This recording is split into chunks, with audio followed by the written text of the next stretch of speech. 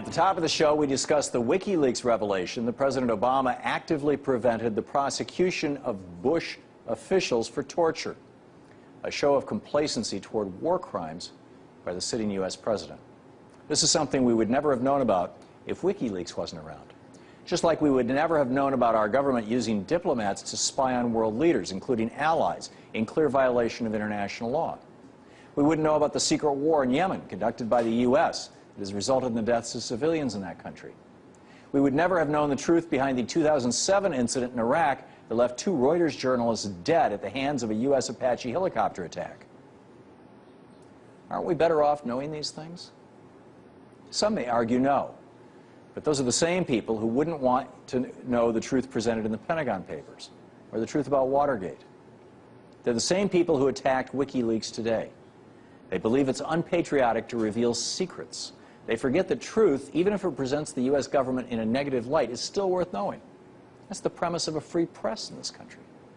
The man behind the truth-telling is Julian Assange, someone who's become somewhat of an international man of mystery. His whereabouts at any given time are unknown. But one thing that is known, he has a vision. And that vision may just change the world for the better. Looking at his writings, it's clear what motivates Assange. In 2007, he wrote a piece entitled "The United What of America," in which he examined corporate structure and how it is intrinsically authoritarian. His piece is even more poignant after the Supreme Court's Citizens United decision that pretty much handed our government over to corporate rule. In Assange's words, that corporate rule looks like this. These are the characteristics of a corporation. Suffrage, the right to vote, does not exist except for landholders, shareholders. And even there, voting power is in proportion to their ownership. All executive power flows from a central committee. Female representation is almost unknown. There's no divisions of powers. There's no fourth estate, no press. There are no juries, and innocence is not presumed.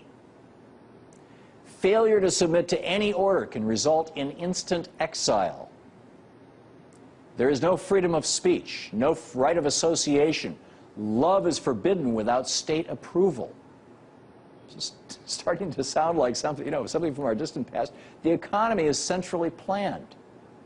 There is pervasive surveillance of movement and electronic communications. The society is heavily regulated, and this regulation is enforced to the degree many employees are told when, where, and how many times a day they can go to the toilet. This is corporate America we're talking about. There is almost no transparency, and something like the Freedom of Information Act is unimaginable. The corporate state, this state has one party. Opposition groups, unions, are banned, surveilled or marginalized whenever and wherever possible. This is the path our country is on as corporations play a bigger and bigger role in politics thanks to our Supreme Court. And this is what Julian Assange is standing up against. It's the secrecy that exists within corporate rule. It's the threat to democracy, and it's the threat to freedom. Assange is the world's whistleblower, an occupation that used to be respected and applauded in America. There haven't been adversarial journalists in this country since Woodward and Bernstein and Jack Anderson back in the 70s. Whatever happens to Assange, whatever the end game is, the can of worms is already open. Copycat sites are popping up around the globe. Secrets revealed from South America to Africa. So even if he's picked up by Interpol and rots in prison or simply spends the rest of his life jumping around the globe out of touch, WikiLeaks has changed the way the world works. For all the corporations and governments, if you have nothing to hide, then you have nothing to worry about. But for everyone else, the secrets will be revealed. Transparency now rules the day, as Assange himself has stated. The aim of WikiLeaks is to achieve just reform around the world and do it through the mechanism of transparency. And I support his endeavor.